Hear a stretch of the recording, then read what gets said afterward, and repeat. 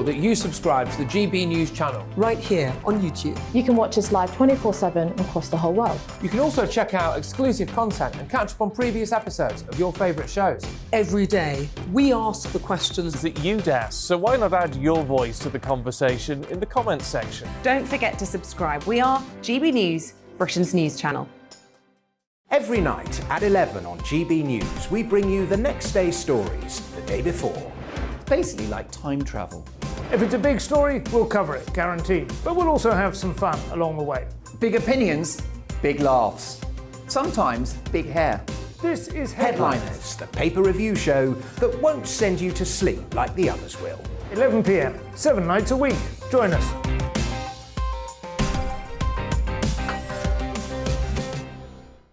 Hello there, I'm Eamon Holmes. And I'm Isabel Webster.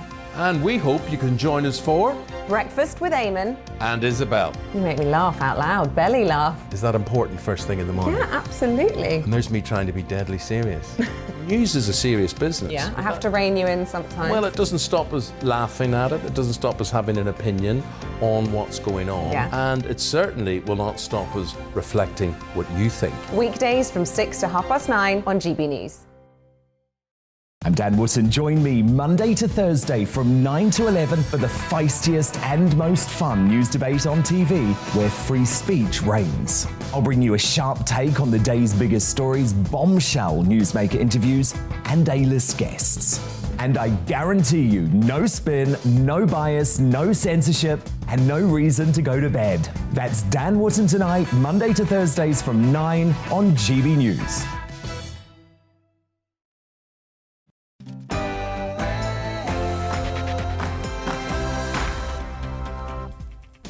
A very good afternoon. Welcome to the briefing with me, Darren McCaffrey, standing in for Gloria De Piero. Lots coming up in a jam-packed programme today.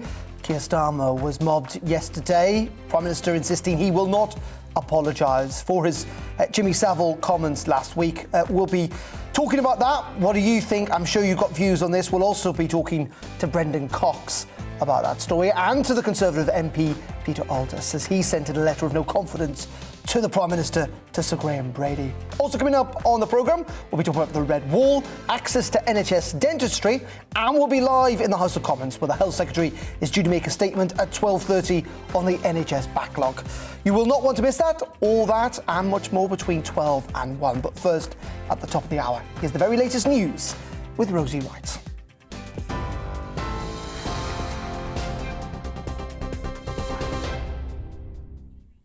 Good afternoon. It's just coming up to 2 minutes past 12. I'm Rosie Wright here to keep you up to date on GB News.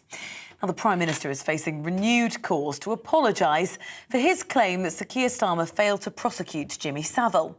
Well, it's after the Labour leader was targeted by a crowd of lockdown protesters yesterday, many of them shouting traitor and Savile at him, one repeatedly accusing him of protecting paedophiles. At least 6 Conservatives, including a former cabinet minister, have linked the harassment to Boris Johnson's Savile claim. The Prime Minister tweeted describing the behaviour towards Sir Keir as absolutely disgraceful. The former Shadow Minister, Stephen Pound, told GB News the Prime Minister was provocative. What Boris Johnson said on the floor of the House that day took politics to a new low. It took it into a dark, deep and really quite disgusting place. And I think that did actually stimulate some people. I think Boris Johnson is not personally culpable for this attack last night, but by God, he's complicit within it. And I think that he's part of that problem. And I also think, in all honesty, he knows that. The energy regulator Ofgem says UK households could face a further increase in energy prices, especially if there's a conflict between Russia and Ukraine. Speaking to a cross-party group of lawmakers, the chief executive, Jonathan Brearley, said an invasion would drive high gas prices and ultimately feed through to customers when the price cap gets reviewed in October. Ofgem announced last week that the cap would rise by 54% from the 1st of April, affecting around 22 million households. Professor Sir Chris Whitty has written to unvaccinated NHS staff, telling them it's their professional responsibility to get vaccinated. The Chief Medical Officer for England tweeted the letter, which was also signed by the Chief Nursing Officer and the Chief Midwifery Officer. Sir Chris says getting the vaccine will protect both themselves and their patients. Last month, the Health Secretary Sajid Javid told the Commons the legal requirement for frontline NHS staff to be jabbed against COVID is now under consultation. Pornography sites will soon be legally required to verify the age of their users under new rules. The online safety bill is going to require companies to put robust checks in place to stop children accessing harmful content. If websites don't comply, ministers say that Ofcom will be able to fine sites up to 10% of their annual global turnover or block their site in the UK. Will Gardner is the director of the Safer Internet Centre, told GB News the bill will help protect children. This rule will prevent accidental exposure to young people to this type of content. And we know the majority of young people who come across this content do it unintentionally. There's research that backs that up. So that is what this rule is there to help protect those children who are not wanting to look at pornography, but end up looking at it. For those children who want to look at it, that's a different conversation. Northern Ireland Secretary Brandon Lewis appeared to rule out calling an early election for the Stormont Assembly. Mr Lewis said it is right that the election takes place on the scheduled date of the 5th of May. Sinn Féin previously called for an early election after the First Minister, Paul Givan, resigned last week, forcing the Deputy First Minister, Michelle O'Neill, from the joint office. Chinese tennis player Peng Shuai has been seen at the Winter Olympics watching the big air competition in Beijing this morning, hours after the Women's Tennis Association said it was still concerned about her. Ms Peng says reports she accused a high-ranking Chinese official of sexual assault are a huge misunderstanding and denies that the alleged incident took place. She appeared to make the allegation in a social media post in November. The post was removed and she disappeared from public view for nearly 3 weeks, sparking global concern for her safety. The former Conservative leader, Ian Duncan Smith, says he believes Peng Shuai's recent statements were made under duress. This is a country that is brutal. So when she comes forward and makes a statement correcting her previous statement, which one do you really want to believe? In my view, I'm going to believe the original statement because that was said not under duress. Everything since then is almost certainly she's been lent on. There are lots of ways to lean on somebody like her, and I'm sure they've been doing it. They are past masters at it.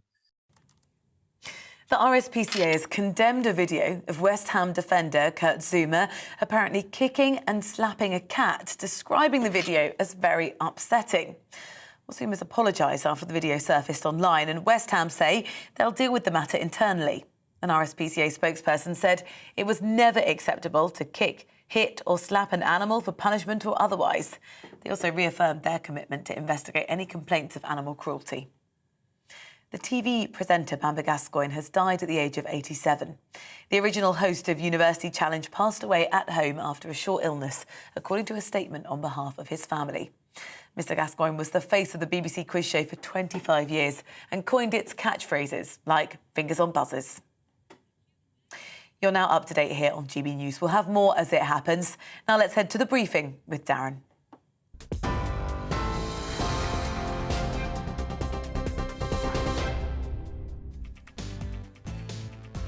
Very good afternoon. Welcome back to the briefing here on GB News. 7 minutes past 12 on this Tuesday afternoon. Thank you very much indeed for your company. We're going to be looking at number 10. Says the Prime Minister won't apologise for last week's slur about Sir Keir Starmer and Jimmy Savile. We'll talk to Brendan Cox, whose wife, Labour MP, of course, Jo Cox, was tragically murdered outside her constituency in office in 2016.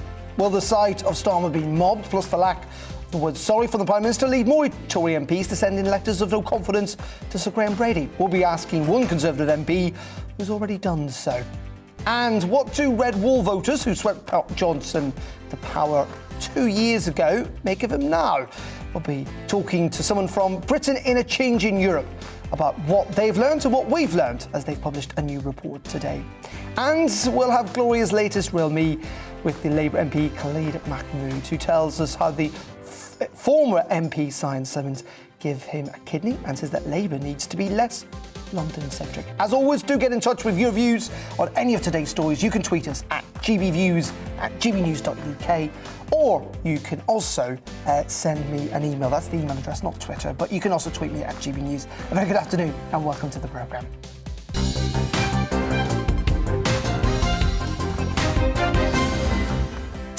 We're going to start off, of course, this morning with that incident outside Parliament last night involving the Labour leader Keir Starmer, chased by a mob down the street, shouting all sorts of stuff. The Labour leader then bundled into a police car and taken away. It's led to the Labour Party insisting the Prime Minister must apologise for his comments around Jimmy Savile in Parliament last week. Downing Street, though, pretty insistent this morning that is not going to happen.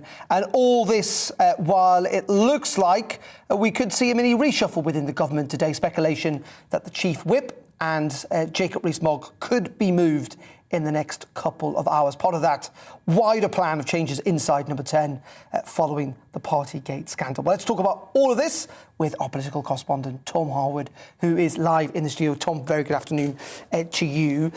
First of all, just here in the last couple of minutes that we could be on the verge of a reshuffle. Give us the details of what we may well see today. Well, we've been expecting for some time now that the Chief Whip, Mark Spencer, may well be moved on from his position. The whipping operation has come under a great deal of scrutiny from Conservative MPs, and indeed it is blamed to some extent for the initial unease and letters going in from particularly the 2019 intake. Just a few weeks ago, we'll remember the pork pie plot, as it became known in the media. That was seen to be that 2019 intake MPs were not held closely enough by the whipping operation, that the whipping operation had sort of lost its way.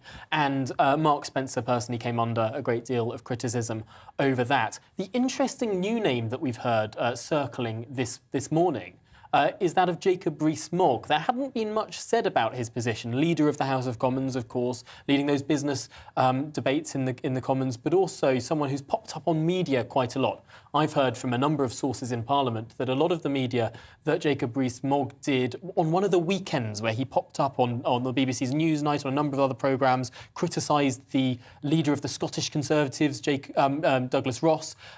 Apparently, Jacob Rees-Mogg might have been freelancing then rather than getting approval from Number 10, and that might have upset some of the bonds between. Well, could he be moved out of the cabinet? I know there's talk about a kind of Brexit ministry portfolio, but there is a set number of cabinet ministers you can have.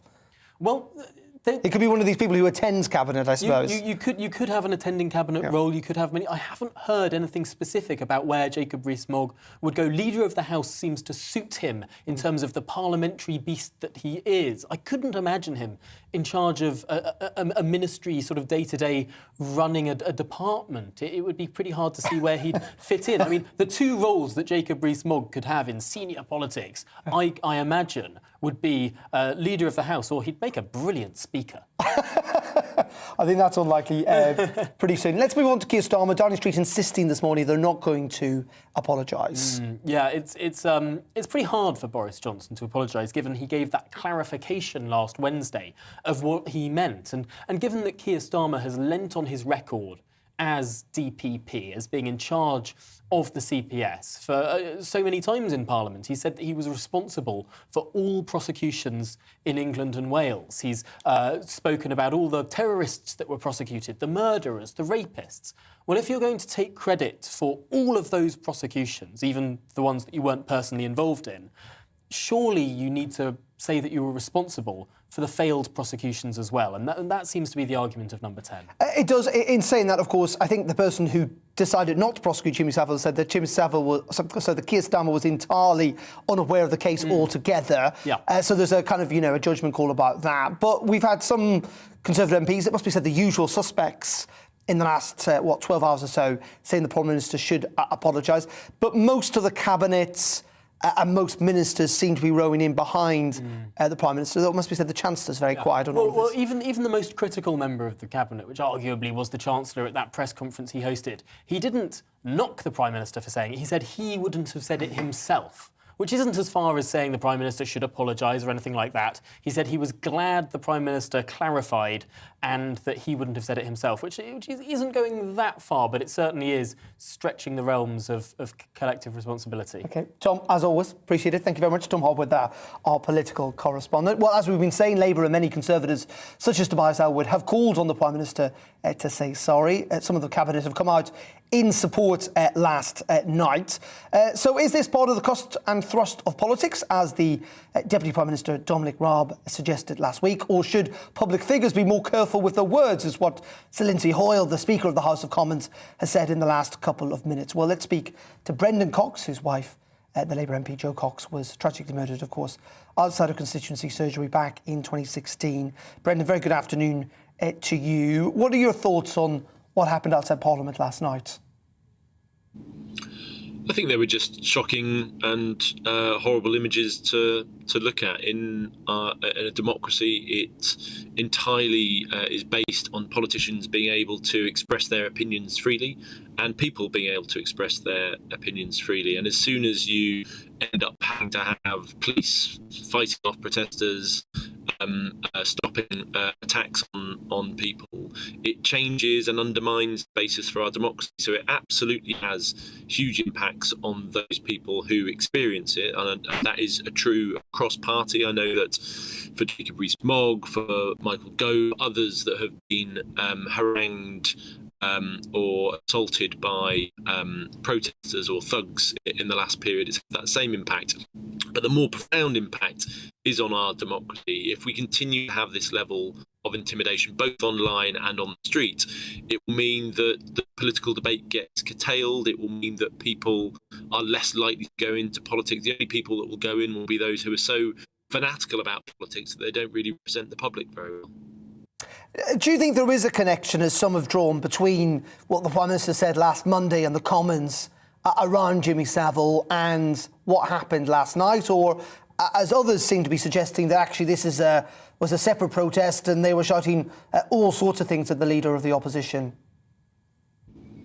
The people who were responsible for the intimidation yesterday were those who carried it out, and I've always been very clear about that you have to keep that primary responsibility on the people who do those things. And I think it's too simple, particularly as you've been talking about in your programme, the fact that other MPs have been harangued and indeed reporters have been harangued by similar groups suggests it's not particularly targeted or strategic. The people that are generally engaging on this are sort of selfie stick waving obsessives who are just desperate to get themselves some coverage on social media. So I don't think we should overanalyze it. However, I do think there is a particular responsibility that comes with being the Prime Minister, and that if you take a far-right meme and you take that into the mainstream, if you accuse people, as he did in his initial words, of almost sort of trying to protect or certainly to ignore the actions of a paedophile, that creates understandable anger, fury, and that fury can tip over in some people into intimidation and violence. So I don't think for a second that the Prime Minister would have meant to do that, to whip up violence and intimidation. But when you're the Prime Minister, those words you use really matter, and I do hope the Prime Minister will be more careful in future about what words he uses. And just finally, Brendan, where do you think our politics is at the moment in terms of the debates? Many have made comparisons with, the United States in the last 24 hours or so. Yet others would say, this is part of the cut and thrust of politics. In fact, it's been part of our democracy for a long period of time, in which people hold kind of strident views, and sometimes that tips over into what we saw last night, that we should get a sense of perspective on all of this. Where do you stand on that side of the debate? I think we're in a very different place than the US. I worry a lot about the US at the moment, the Capitol attack, where, the equivalent of that would be the sort of storming of Parliament and MPs and people being shot outside the doors of Parliament. So I think we're in a very different place than that. I'm much more positive about the UK. I think people remain very committed to democracy in the UK. You don't have what you have in the US, which is the Republican Party essentially moving to either an antagonistic or certainly a not supportive view of people voting and of democracy. So I don't think we're in that position. I do, however, think that there are undercurrents out there which are very marginal at the moment, which are toxic and which do poison the well of politics, and that mainstream politicians, if we're to keep the healthy democratic culture which has characterised our country for so long, if we're to keep that and to build on that, then mainstream politicians have an absolute responsibility not to put this fanatical, those fanatics who are outside shouting everything from 5G to anti-vax to whatever it is. We need to keep those voices where they belong, on the outside, in the margins, and make sure the political debates that we have in this country are both respectful and passionate and about the issues that we want to see change on. OK, Brendan, appreciate your time this afternoon. Thank you very much. That's Brendan Cox there joining us down the line. OK, you're watching GB News and The Briefing with me, Darren McCaffrey. Do get in touch, gbviews@gbnews.uk. Coming up in just a couple of minutes, we'll be speaking to a Conservative MP on a day that looks like we're going to see a mini reshuffle of the Cabinet. And also we'll be live in the House of Commons as Sajid Javid, the Health Secretary, makes an important statement on the NHS backlog. That and so much more in just a couple of minutes. Stay tuned.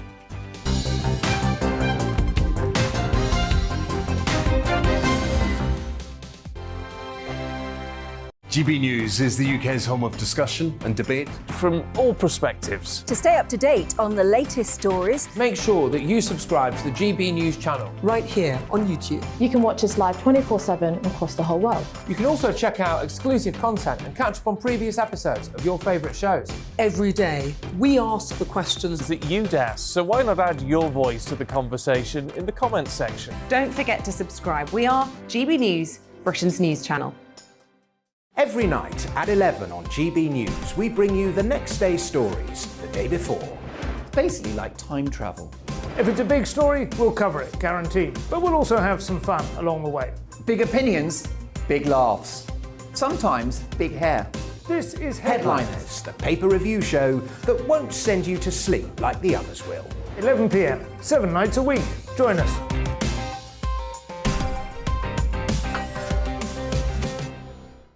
Hello there, I'm Eamon Holmes. And I'm Isabel Webster. And we hope you can join us for Breakfast with Eamon and Isabel. You make me laugh out loud, belly laugh. Is that important first thing in the morning? Yeah, absolutely. And there's me trying to be deadly serious. News is a serious business. Yeah, I have to rein you in sometimes. Well, it doesn't stop us laughing at it. It doesn't stop us having an opinion on what's going on. Yeah. And it certainly will not stop us reflecting what you think. Weekdays from 6 to 9:30 on GB News.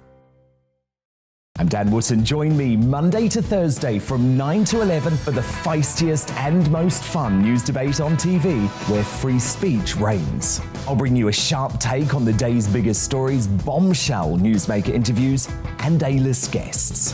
And I guarantee you, no spin, no bias, no censorship, and no reason to go to bed. That's Dan Wootton Tonight, Monday to Thursdays from 9 on GB News.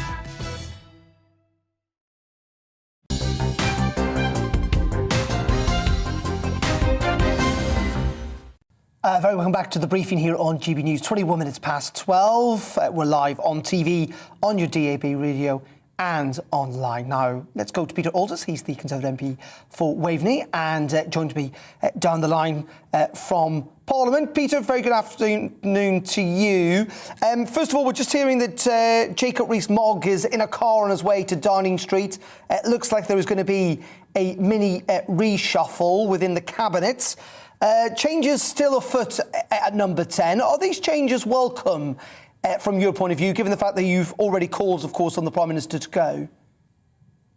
Well, I watched them with interest as to what is going on, and I hope it does go some way towards addressing some of the challenges the Prime Minister faces. But ultimately, my concern is that that there is the Prime Minister has lost confidence among the people, among public as a whole.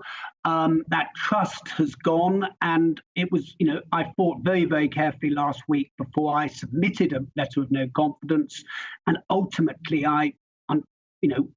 it's with a heavy heart that I conclude that it would be better if the Prime Minister was to step aside at this time, and I feel that way we could better meet the challenges both domestically and internationally that we face at the moment. What did you make of what happened last night? Some of your colleagues, of course, have suggested the Prime Minister should apologise. Downing Street insistent he will not for those comments made in the Commons last week. Do you think the Prime Minister should apologise? Well, I think if we go back to where I felt it was inappropriate and unedifying for him to have mentioned Jimmy Savile during his statement last Monday. And I had hoped that last Wednesday at Prime Minister's Question Time, he would have apologised for that. We've obviously now moved on, and what happened to Keir Starmer was completely unacceptable. And it shouldn't have happened. I'm not saying that because it's quite, there are a lot out at the moment protesting outside Parliament on a number of issues, and the reference they made to Jimmy Savile, certainly it may well have become to the front of their minds due to the comment that the Prime Minister said. Whether, he shouldn't have said it, he should have apologised last Wednesday. I hope we can now draw a line under the whole matter. OK, Peter, we've got you on also to talk about the backlog. We're going to hear from Sajid Jav about the backlog when it comes to the NHS in just a couple of minutes, but you're focusing specifically on dentistry, aren't you? And just how difficult at the moment it is to get an appointment, given that there is this massive backlog that's built up during the pandemic. Well, it's a massive backlog, and it is actually a problem that has been there for a long, long time, and the pandemic has actually accentuated it. The problem you've got at the moment is that NHS dentists all around the country, it tends to be worse in rural and coastal areas like the ones I represent, but there aren't NHS dentists. They're either resigning, retiring, or, if you like, giving up. And there is this enormous vacuum of NHS dentists, and people are finding that the dentist they went to for years is no longer there, and there is no one else to replace them. And it's an issue that probably it's been number one in my inbox for the last 9 to 10 months. I'm not the only one. There are individual debates hosted by individual MPs almost weekly or bi-weekly on this matter. There was one again last night. And on Thursday, we have got a longer debate for up to 3 hours to really focus on the issue and to highlight the challenges that face it and to put forward. But Peter, I suppose, Peter, I'm just very briefly, because we haven't got much time. What's the solution then? I mean, hiring and trying to train dentists is going to take a long time. Is there anything that can be done immediately to relieve this? The short-term solution is to get more people more dentists out there, and that means there are dentists, particularly in Commonwealth countries, who are keen to come here. We need to ease the regulations to get them in here. You can also make sure that those working in dentist practice, the technicians, can actually start procedures and can take a more active role. Longer term, we need to be training more of our dentists. Peter, thank you so much for your time. Peter Aldous there, the MP for Waveney, joining us from Parliament. Well, let's stay with the politics of the governing party and Boris Johnson. Of course, it's just over 2 years since he came to power with a thumping majority, winning many former Labour seats. And there's been a new report out today from the UK in a changing Europe, looking at the Red Wall and where we stand, 2 and a bit years since that election. Paula Surridge, is the Deputy Director of the UK in a Changing Europe and joins us now. Paula, thank you for joining us. What have you guys discovered about where we're at with this so-called Red Wall? So first of all, I should just point out that these groups were conducted back in the autumn, so they're pre-Partygate, if you like. They're before all those revelations. And we were trying to find out the kind of longer-term political narratives that these voters use. We found voters that were distrustful and cynical about politics and about the government. And I think that helps to understand why the kind of Partygate revelations have such a dramatic impact, because people were already distrustful and were already quite cynical about politics. We found that people did have a desire for change and they wanted to see change delivered, but that they didn't really understand what levelling up meant necessarily. One person said they thought it was about a PlayStation game. Another said they thought it was a sales pitch to the North. But there was a sense from them nonetheless that they had expected and voted for change and that needed to be delivered or people would become further disillusioned with politics. Well, I think many people might describe levelling up rather accurately as a sale pitch to the North. Whether it works or not is another matter.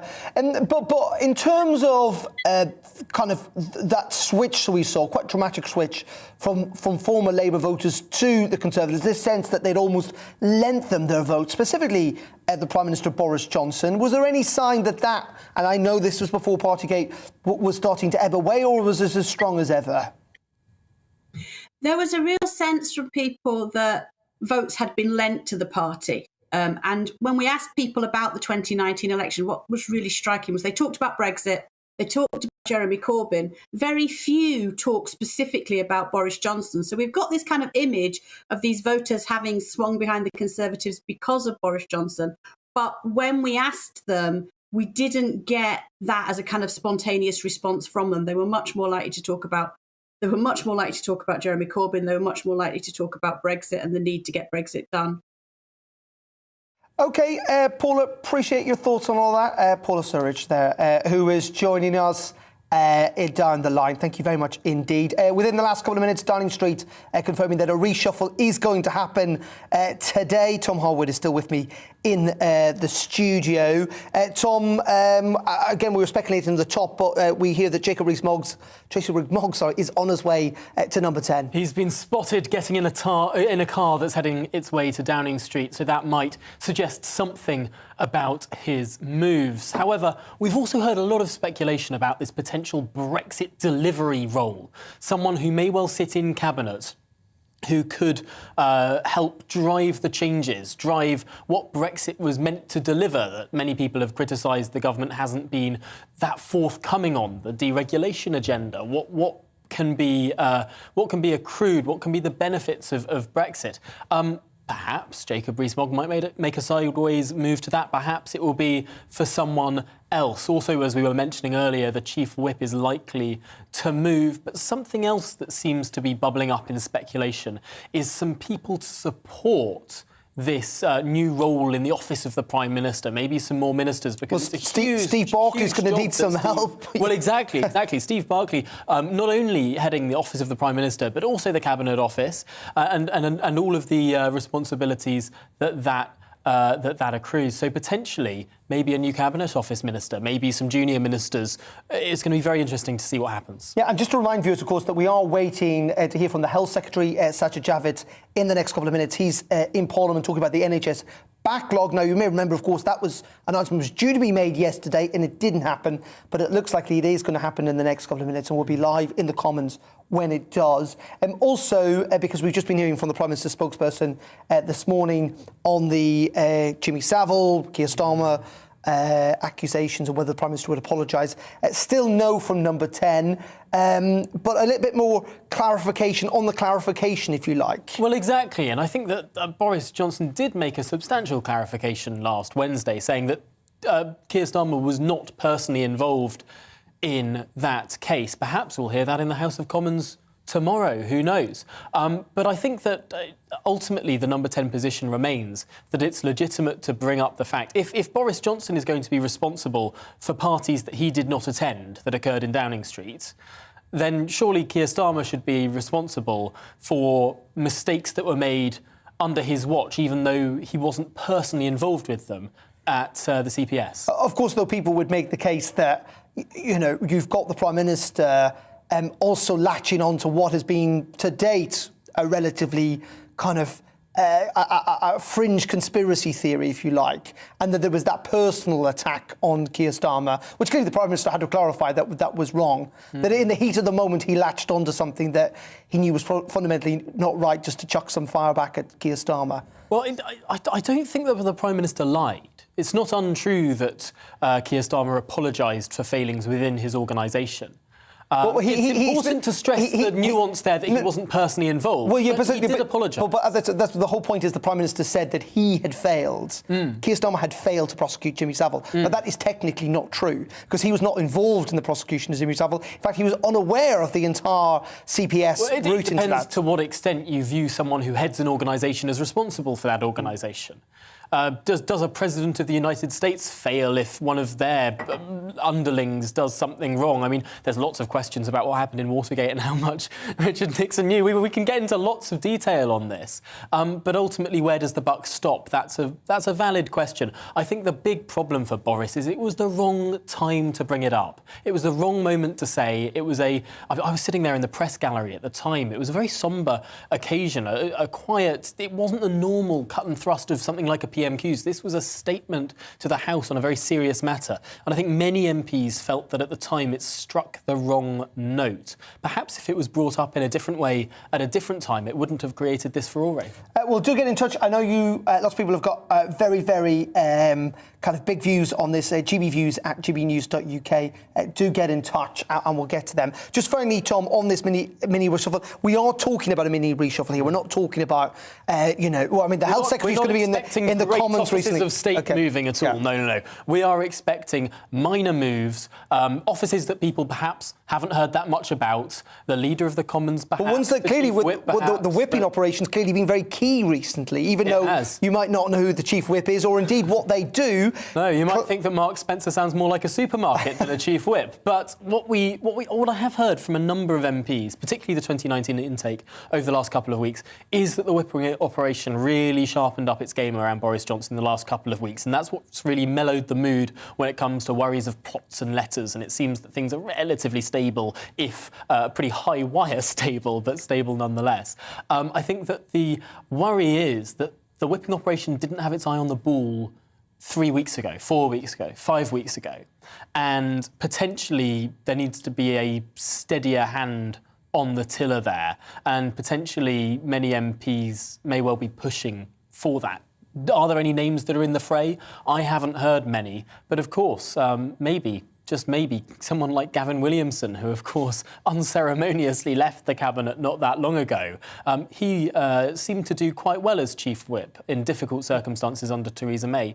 Potentially his name will be in the fray. OK, Tom, as always, appreciate your analysis. Tom Harwood there, our political correspondent. And we'll bring you, of course, all the latest from that reshuffle as we get news through. But Downing Street have confirmed in the last couple of minutes that there will be a mini reshuffle this afternoon. This is part, of course, wider changes that we've seen in Number 10 in recent days, with changes to the Chief of Staff and the Director of Communications and indeed the Head of Policy over the weekend. This clearly involves the Cabinet and we are expecting that announcement in the next, kind of couple of hours or so. We're expecting certainly Jacob Rees-Mogg, who's now in Downing Street, to move, possibly the Chief Whip as well. Suggestions Mark Spencer, who is the Chief Whip, could take Jacob Rees-Mogg's job, and that Jacob Rees-Mogg could take a position around trying to explore the opportunities around Brexit. Just also to let you know that we are now going to, hopefully in the next minute or so, go over to the House of Commons. We're starting to jump at the Health Secretary is due to make an announcement on the NHS backlog. We know that millions and millions of people are now waiting to get seen by doctors in the National Health Service, given the pandemic, though it's something that stretched beyond that time. And the Health Secretary was due to make this announcement yesterday. It got delayed till today, but he is due in the Commons now to hear from the Health Secretary, who's addressing MPs. Sorry.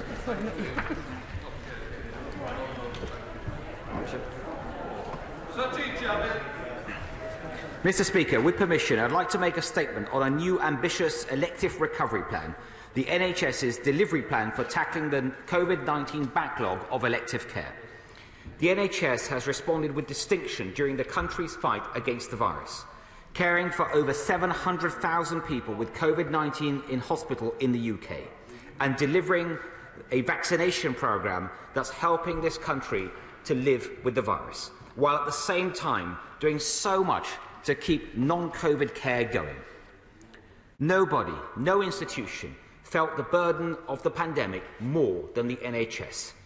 There have been 17 million cases of COVID-19, And the NHS has had to respond to the original variant, the Alpha wave, the Delta wave, and most recently, of course, the Omicron wave. But even in spite of these pressures, we had one of the fastest vaccination programs in the world, and that includes the fastest booster program, one of them in the world.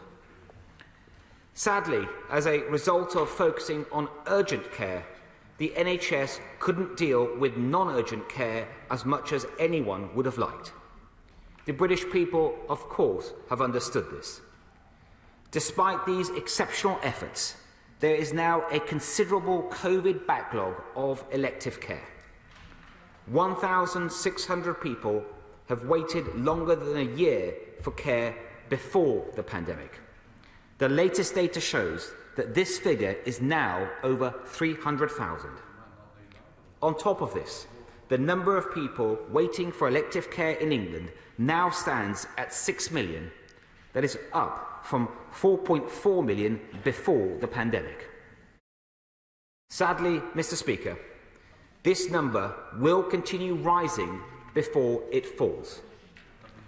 A lot of people, understandably, stayed away from the NHS during the heights of the pandemic, and the most up-to-date estimate from the NHS is that that number is around 10 million people.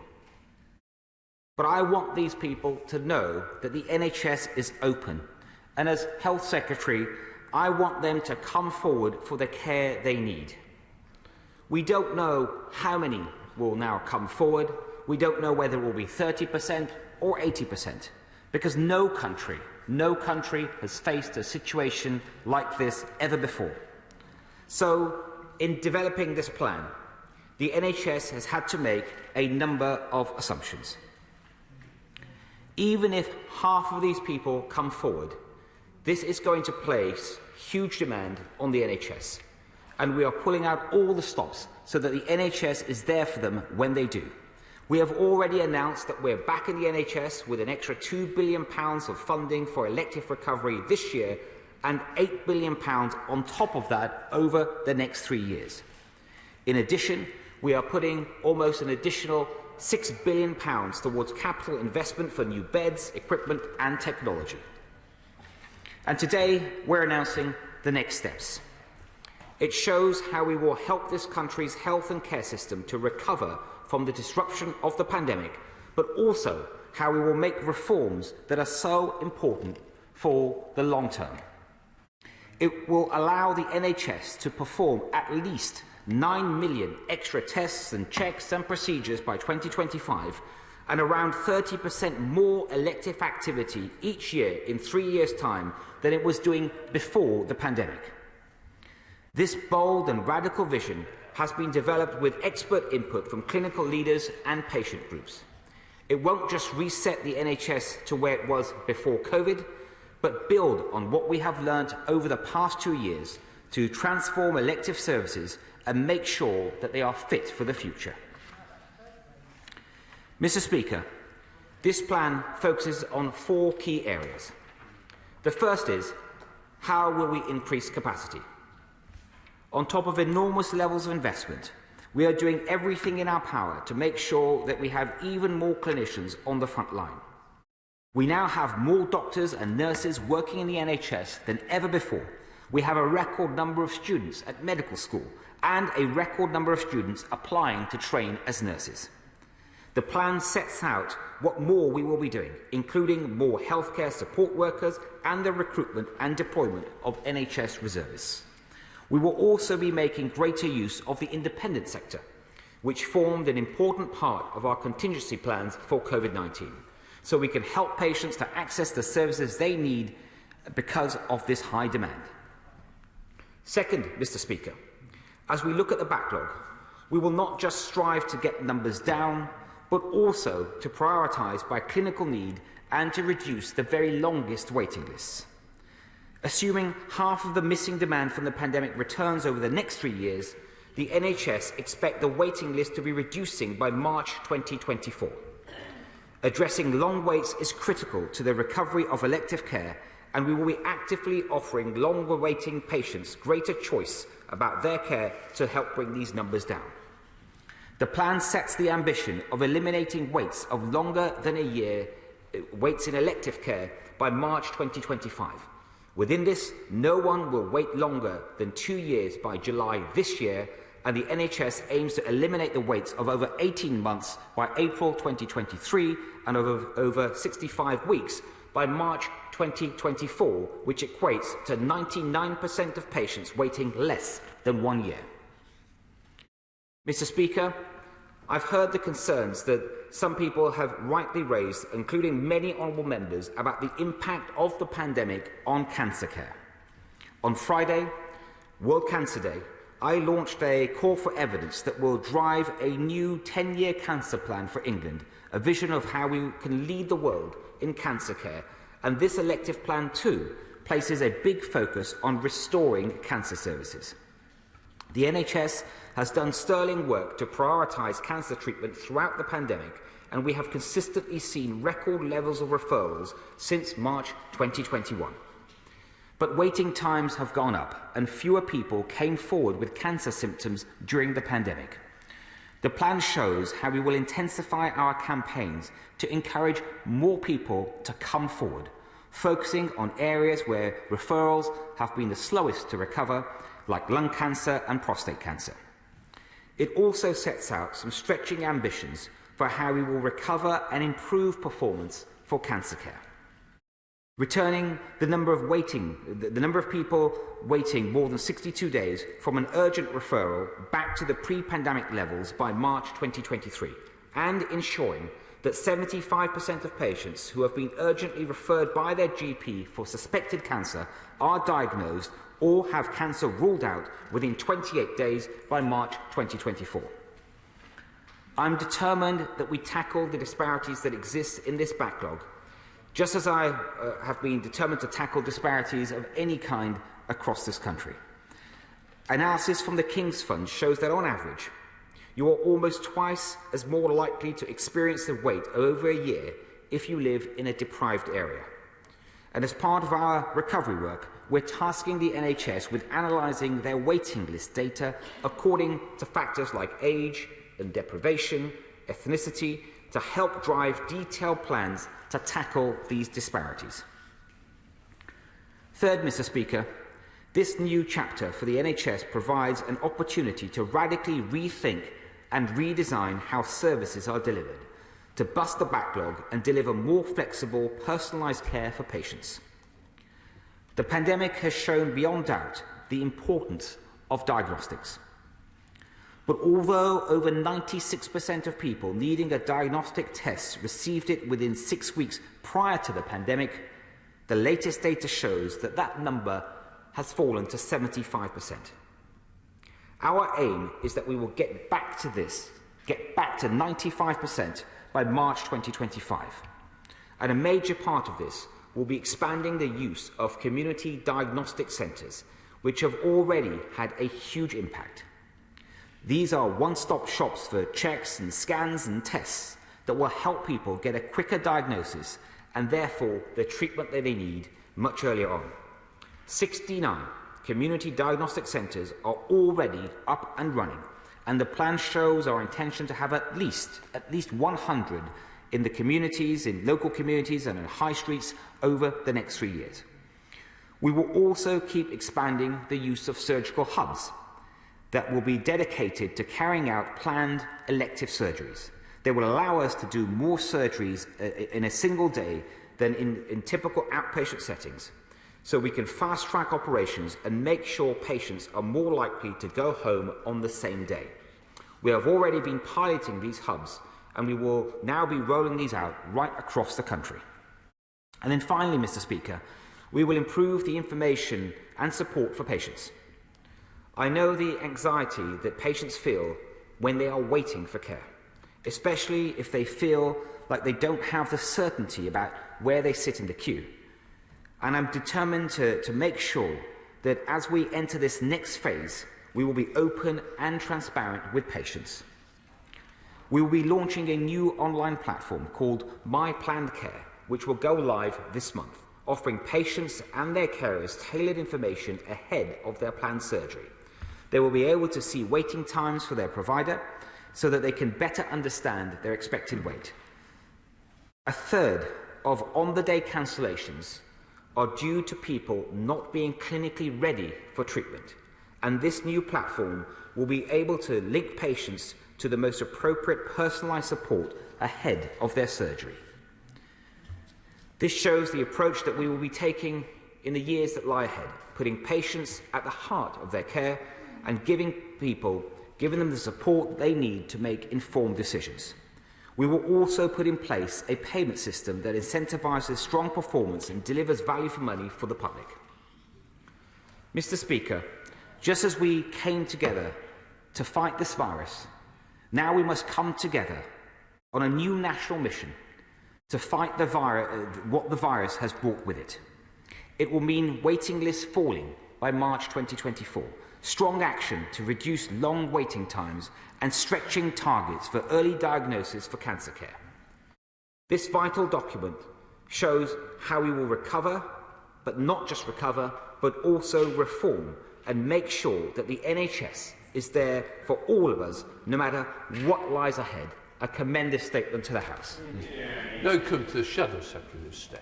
Thank you, Mr. Speaker, and I thank the Secretary of State for advance sight of his statement, but it falls seriously short of the scale of the challenge facing the NHS and the misery that is affecting millions of people stuck on record-high NHS waiting lists. We've been waiting some time for his plan to tackle NHS waiting times. We were told it would arrive before Christmas. We were told it would arrive yesterday. And it's not clear from his statement today that the delay was worth the wait. There's no plan to tackle the workforce crisis, no plan to deal with delayed discharges, and no hope of eliminating waits of more than a year before the general election in 2024. I wonder if they'll be putting that on their election leaflets, Mr. Speaker. The only big new idea seems to be a website that tells people they're waiting a long time, as if they didn't already know. I wonder if the Secretary of State can confirm whether the plan itself contains two other measures that have been floated in the press, one being the cancellation of patients' follow-up appointments, whether they need them or not, and the other being an offer that people can seize the opportunity to travel hundreds of miles around the country if they can find a hospital in England that doesn't already have a waiting list crisis of its own. What we did hear was a series of re-announcements, including some perfectly sensible proposals for community diagnostic and surgical hubs. We welcome those, but the Secretary of State cannot pretend that they meet the scale of the challenge. He did reaffirm the Prime Minister's commitments on cancer, announced only yesterday. He announced a new target that no one would wait more than 2 months for cancer diagnosis. But there is already a target for the vast majority of cancer patients to be treated within 2 months of referral. So can the Health Secretary tell us which target he's aiming to meet? The target that hasn't been hit since 2015, or the target announced yesterday, which seems to lower standards for patients because they consistently fail to meet them? The Prime Minister also announced that 3 out of 4 patients should receive a cancer diagnosis within 28 days. But this is an existing target that was introduced in April and has never been met, and nothing the Secretary of State announced today gives me any confidence that it will be in the future. Indeed, with 500,000 patients with suspected cancer not being seen in time, it seems the Secretary of State declared a war on cancer after more than a decade of disarming the NHS, and now he's sending them into battle empty-handed. Indeed, it's hard to believe that this is the... Wes Streeting answering there, posing questions to the Health Secretary, who's talking about the NHS backlog. Well, staying on health matters, endometriosis is a condition that can affect women of any age. Symptoms do vary, but it is a debilitating but often hidden disease. And the Conservative MP, Alex Shelbrooke MP, believes that we must break the taboo and ensure that women get proper support in the workplace. A really important topic, and we haven't got much time, I'm afraid, Alec, because we're listening there, of course, to the Health Secretary in the Commons. Just give us a sense of how debilitating this illness is, this condition for many women. Yeah, thanks a lot. I think let's just start with a simple statistic. If you were to say the names of women who suffer from endometriosis, and you did it for 24 hours a day, it would take you over 20 days. That's the level of how many people are suffering from this disease. And I'm sure we have all been unwell at times, and perhaps been taken a short at work and have to nip off to the bathroom.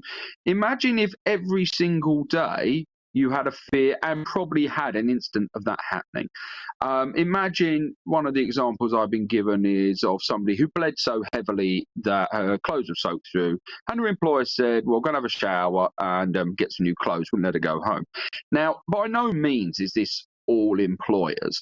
But what I think we're identifying here, and what my debate is about tomorrow, is that there's such a lack of understanding about the different levels of endometriosis that when sufferers have severe symptoms, there's a lot of employers who simply don't understand that. I don't believe for a moment that people are fundamentally nasty.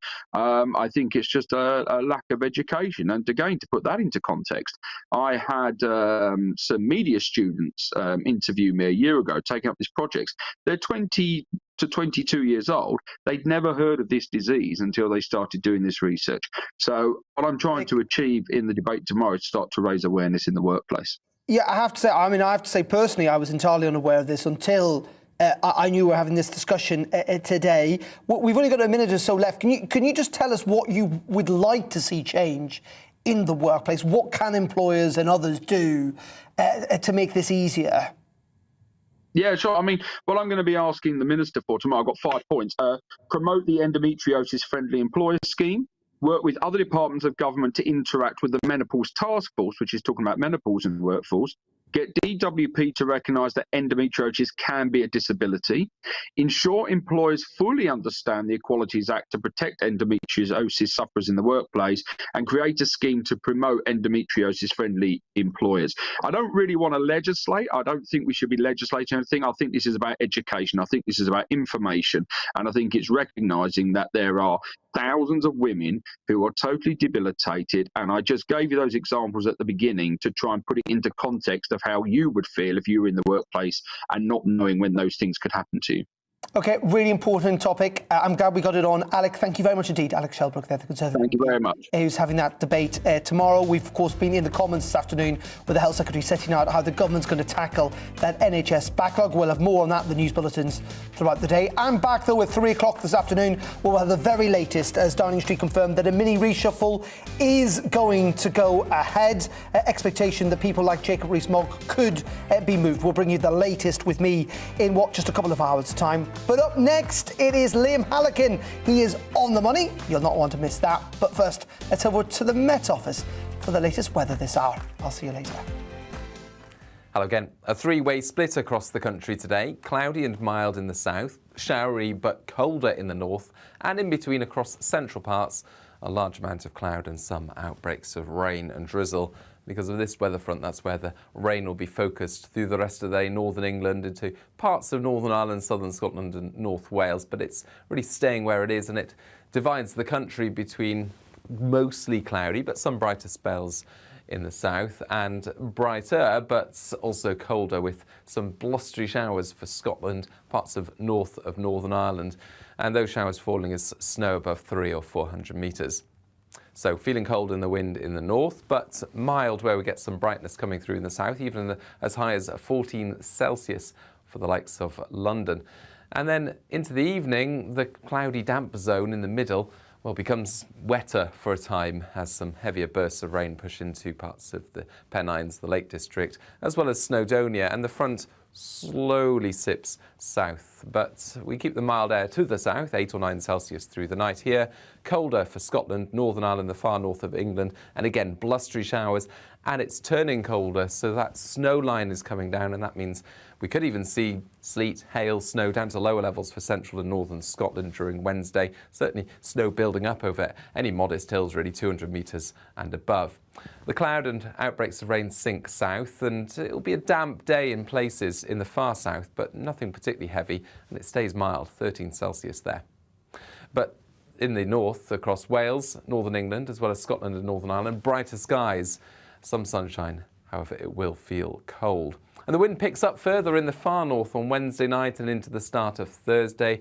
Gales or severe gales for the Northern Isles for a time. And Thursday looks like a blustery day for all of us, but brighter skies are pushing south for Friday.